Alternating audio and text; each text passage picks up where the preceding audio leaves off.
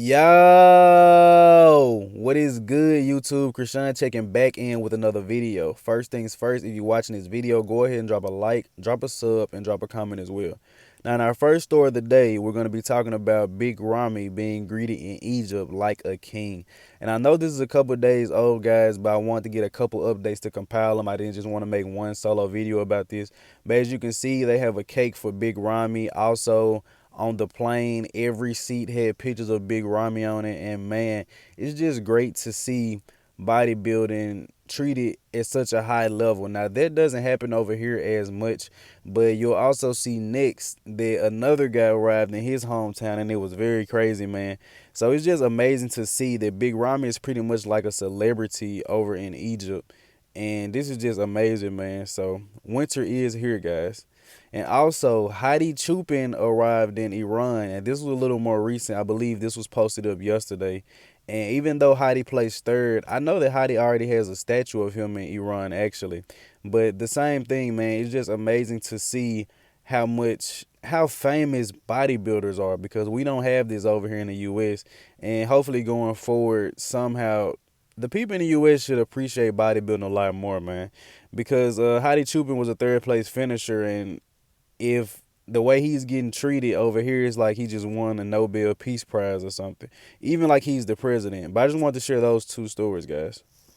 All right, and in our next story of the day, we get an update from our current 212 Olympia champion, Derek Lunsford, and man, that feels good to say, man. Derek just posted this up on his story. But if you guys watch the channel, you know that I had Derek winning the Olympia the entire year. Honestly, when I was watching the show, I felt like Sean could have won just because Derek isn't as vascular in the upper body. But overall, I do feel like definitely Derek deserved to win. But it was a close one. It was a close one in my opinion. Other than Derek just having overwhelming size and better aesthetics, I feel like it was pretty close. Sean was grainy. You know, Sean was like a mini Ronnie Coleman. And I guess you could say Derek Lunsford was like a Flex Wheeler. But I feel like the main reason Sean Clarita honestly lost was because just overall size. I mean, I know he's gotten far. He has won a 212 title being a shorter guy, but I feel like at a point, your size does matter. But you guys don't have to worry about Derek going into open next year. Honey said they want to nail this 212 look before they move up. And in our next story of the day, I actually want to talk about James Hollingshead. I got this post from Buys and Tries. James said, I guarantee you that's never going to happen again. And if I bring what I know I can bring, I stand by my word that I am a top 6 bodybuilder in the world. Now, I'm actually going to kind of go on a little rant about this because I have a lot to say about James. In a podcast on Fouad Abiad's podcast before the Olympia, James said he was almost mad at himself because he didn't go to the Arnold Classic because he know he could have placed probably as high as second with his 2 weeks out physique. And Fouad actually ignored that, and James repeated it 2 or 3 more times. So, James, if you're going to come out and you're going to speak all this stuff into existence, you got to be ready for the backlash. James is not a top 6 bodybuilder in the world. James did not just come in off and slightly miss his peak. James honestly should have placed lower than 12th at the Mr. Olympia, and that is my honest opinion. Now, James, you making claims like Nick did, but you aren't coming through on your claims, so I believe you should just be quiet and you should just go back to the drawing board and get to work. You're only as good as your last placing. You were 12th place in the world, man. There's no reason for you to constantly be out here like you missed your peak and you supposed to be top 6. Yeah, I mean, you can say that about anybody. If anybody show up at their best, if Patrick Moore, Regan Grimes show up in their best, then they'll be top 6. But James Hollingshead said, this is not how you do it, man. You just talked a lot of noise and you didn't even place top 10. You need to shut your mouth, bro, and improve for your next showing. And I hope that you make me put my foot in my mouth and you show up amazing. But until then, James, I'm on your head. And in our next story of the day, we actually get an update from Hunter Labrada. And look at the waist on this guy. Hunter actually looks a lot better since the Mr. Olympia, but you know he's in that rebound phase. You know, guys tend to go up 10, 20, maybe even more pounds in that period of time.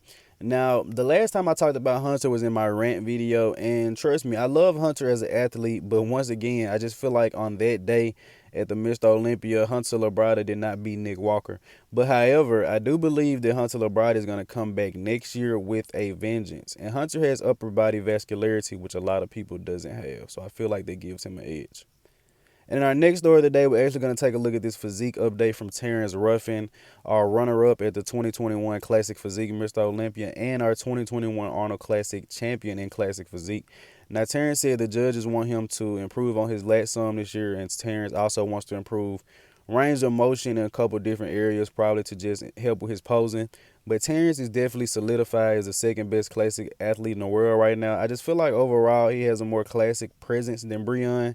And with Breon getting a little older, I'm starting to see his skin isn't as tight in some areas. Some of his shots aren't as good as they were.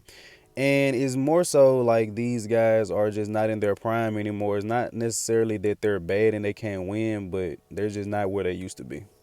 In our last story of the day, I actually wanted to mention that Peter Molnar won the 2021 Kentucky Muscle Pro. Once again, this photo was courtesy of Buys and Tries, and Peter has qualified for the 2022 Mr. Olympia already.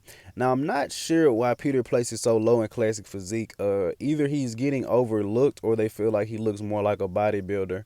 But to me, I mean, if you fit in the weight cap, aren't you considered a classic physique athlete? But in all honesty, Peter is a top 6 Olympian in my opinion, but I'm not sure. You guys let me know in the comment section, why is Peter placing so low? I believe he placed 14th at the Mr. Olympia. But I hope you guys did indeed enjoy this video. Like, comment, and sub. I'm out.